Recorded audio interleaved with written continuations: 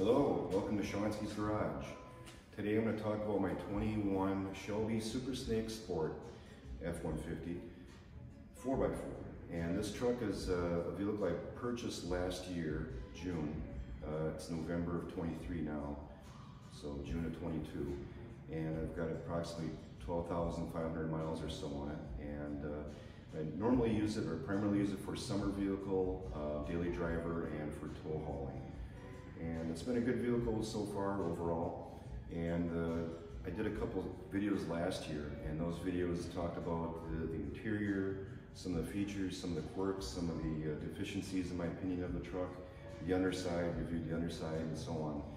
And I wanted to do a ride and drive, which I want to do today.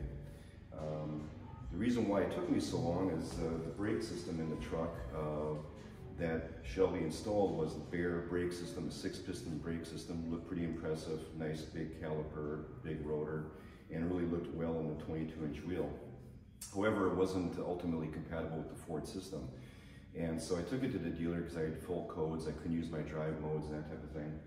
And so they determined that the Shelby American was having issues with the bare brakes. And so they were going to come up with a solution. And one of the solutions, or the solution, was Brembo brakes, Brembo 6-piston brakes. I thought, great. Well, it wasn't until last month when I finally got this resolved that they ended up going with the original brakes with a slotted rotor and then a cover over the caliper. And so overall now the brakes feel a lot better than the bare brakes. I was never really that impressed by those brakes, and of course with all the code faults, it was very annoying. So now we're good to go. Before I had that done, I also swapped out the wheels. Originally they were a 22 by 10-inch wheel and with a 305 40 series tire on there. And I just didn't like the ride at all. I just rode real brittle and harsh. Wasn't too bad on the highway, but most of my driving is, like most people I suppose, around urban, suburban areas. And up here in the Northwoods and Middle America, with the frost heave roads, it was pretty bad. So I ended up going with an 18-inch wheel, which has the same offsets, 18 by 9, and same tire, Michelin Defender LTX 285 60 series, and much better than the 40 series tire. Rides a lot better, and it's not a handling, you know, if you're gonna throw something like this in the corner, yeah, well, good luck. Pretty heavy vehicle to be hustling around, and relative crude suspension, front and rear, honestly, the rear leaf spring, so it gets a little bouncy. Overall though, for its intended purpose as a tow haul vehicle, it is really, really good. I really enjoy the vehicle and have a lot of fun with it.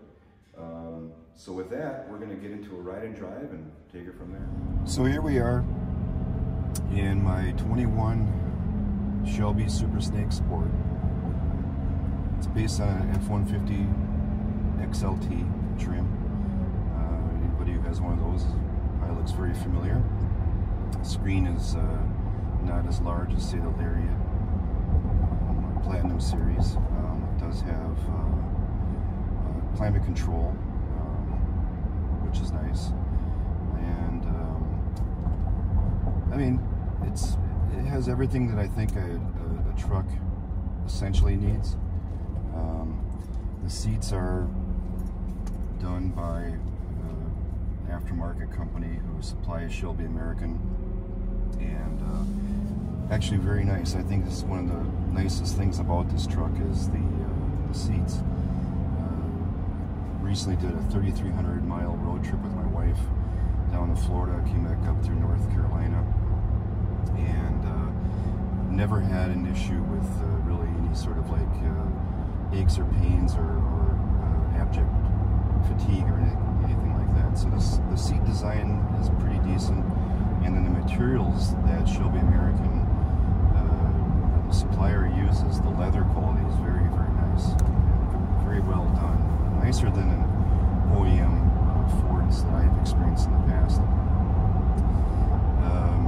The truck averaged 20.1 miles per gallon over the course of the 3,300 miles. My average speed was probably in the neighborhood of 76. I was generally cruised between 75 and 80, and further south I went, faster you could go, so 82 at times. So overall, yeah, good experience. And the tires, the aspect ratio of these tires versus the original 40 series tires, much better. I think if you live in the Sun Belt, you can get away with a 22-inch wheel and tire combination on a truck like this, but up here it just doesn't make sense. So the truck has been overall good. I think I was probably less impressed when I first got it, given how much money I paid for it, and you know, it does make a tremendous amount of power on paper and that type of thing. But the way I normally drive it, it's a daily conveyance, and it doesn't lend itself to some sort of sporty behavior. You know, when you need to have a passing gear, that supercharger does allow you to safely pass. And I know there's a lot of folks out there who share their experiences on YouTube, for instance, racing these 5-liter Coyotes with this Gen 3 Coyote with a Whipple charger, and pretty amazing that they do as well as they do for a factory engine. Quite remarkable, in fact, in my opinion. How reliable they are, I have no idea. I understand the rods are really good, but we are talking about a normally aspirated engine that is now boosted, so the pistons are probably, in my opinion, the weak point. The tune that Shelby American uses, vis-a-vis the Whipple tune, does lend itself to error on the richness side. So I actually was going to do spark plugs, and I pulled one out. First of all, the plugs, I've never seen a plug like this. Very, very strange. It's this 9/16, which is not that uncommon, but a very narrow, slender plug. And I checked the gap on the one because I could probably do 4 of the 8, the 2 on the nearest the front of the engine. The back 4, it's such a deep well. I mean, the well is probably, I'm not kidding you, it's probably like that deep from the top of the cam cover to the base of the top of the plug. And in order to get an extension in there, because it kind of comes underneath this column, and so I don't know. I just basically checked that plug, checked the gap, and it looked good to me. And I'm like, well, I'm gonna keep running and maybe have the dealer do it. Managing your gearing on this truck is kind of interesting. So I normally don't use manual, but what I do is I use these buttons here. And so this, I don't know if you can see on the camera, but next to the tachometer is where it shows what gear it's in. And with this button here, you can manage your final drive or your ratio you prefer to be in. So it's kind of nice when you're towing. I like to keep the engine over 2,000 RPM. And so it's nice to have this feature where you can lock out the additional gears so you can maintain your RPM. And it's also nice, well, you can do manual. The manual is kind of, I don't know, I just find that this, I don't mind how or when it shifts, but I do like the fact that I can carve out additional ratios. And if you are, anticipating that you're going to go wide open throttle, you can also set it so, like here I'm doing 65 and I'm in 8th gear, just over 2100 RPM. And now the engine's a little bit warmed up. It looks like I got some traffic up here. Well, anyway, you can just kind of bring it down to 7, down to 6. So now you're in 3 grand. This engine is rev happy, so even there, it's still not quite in its power band. So bring it down to 5th. Now you're near 4 grand. Now you're going to get into the meat of the power band. And once this car passes on, it's going to go wide open here.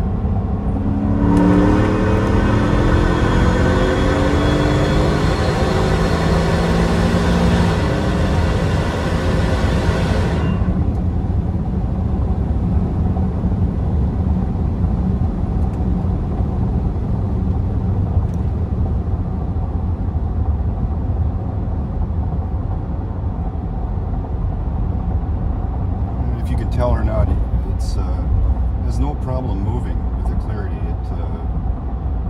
It's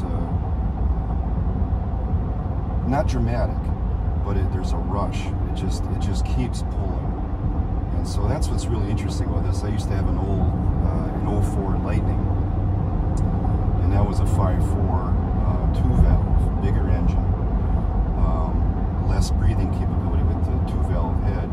And I had stage 2 cams in that, ported Eaton small blower with an underdrive pulley. So it's pulling about 14 psi, and then I had a full Bassini exhaust on there. And well, the heads were actually CNC ported too, and that had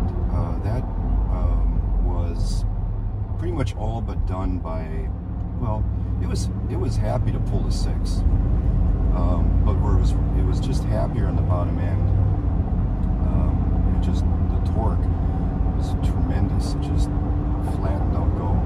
This doesn't have the torque of that old 5.4, which is okay. It's more of a control environment, I think, when you have an engine that builds power as the RPMs increases, and keeps it rather efficient on the bottom end. I mean, the fuel economy on this truck. I was lucky to get 12 miles per gallon driving on the highway on that truck. I can pull a trailer with this and get 12 miles per gallon. So there's no comparison as far as top end power, really ultimate speed.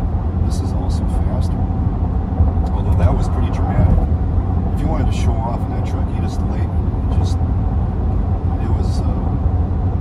fun. But this is another level. There is no governor on this engine. I'm not going to tell you the speedometer goes up to 120, which you can peg pretty quickly. So it's I've never had anybody try anything with me like another truck. OEM domestic import trucks are usually governed to, I think the fastest that they'll usually go is like maybe 112 to 115. This is German twin turbo luxury executive sedan type of top end surge. It's pretty remarkable. Drag strip about 20 miles from here, and see what I can do. The best I could do in that landing was a 12.9 at 110.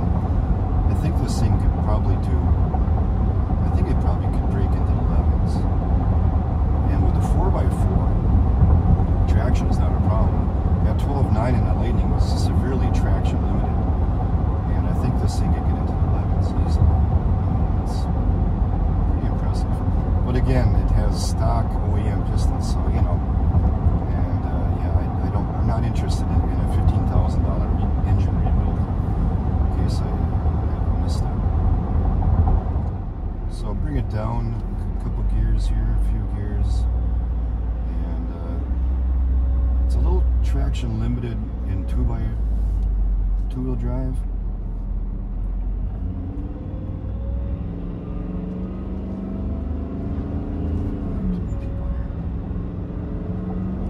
So this is 3rd gear.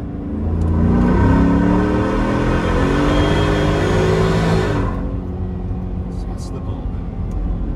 She rips. No doubt about it. Impressive engine. And you can do this on any F150. There's nothing special about this truck in terms of the drivetrain. It's a stock 10R, what is it, 700, 800, 10R something, and then the 5-liter. You know, it's technically a Gen 4 truck engine, and it does have traction control bars in the back. They're right above the leaf springs with spherical joints. So that does help. I would recommend that if you were to do this on your own. But yeah, buy a $50,000 F-150. I would suggest the 21 up, because the 21s have a more reliable oil pump. If you're to put a blower on the earlier 5 liters, you should change out the crank snout oil pump. But these oil pumps sit in the pan, the belt driven, which is not so sure about that. Got to use the right oil for that, as far as I know. But yeah, anybody could do this. 21 up, 5 liter. Do a 4x4 if you can. If you really want to, you know, from the dig. But I could buy. I've never actually done it in 4x4. I've never, you know, did a, you know, balls out start from a dead stop in 4x4. I guess I've got some other toys that kind of keep me preoccupied and busy with performance. This is got to be a reliable conveyance.